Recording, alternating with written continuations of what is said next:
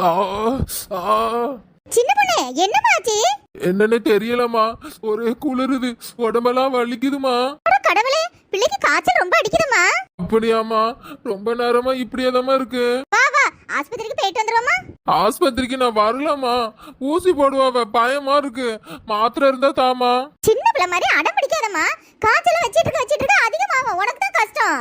சரிம்மா, வாரேன். என்னல உன் பொண்டாட்டி இழுத்துக்கிட்டு மூடிட்டு கிடக்கல, எதுக்கு? ஏம்மா, என் பொண்டாட்டிக்கு காய்ச்சல் நெருப்பா கொதிக்குதுமா, ஆஸ்பத்திரிக்கு கூட்டிட்டு போயிட்டு வந்துடுறேன். ஆமா, அவள் காய்ச்சல்னே நீ நம்பிட்டு இரு.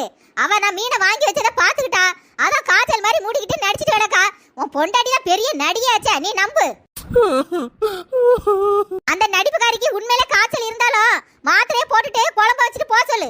என்னம்மா, உனக்கு கொஞ்சம் கூட மனசாட்சியே இல்லையா? இதுவே உன் பெத்த பொண்ணா இருந்தா நீ இந்த மாதிரி தான் பண்ணுவியா? சை.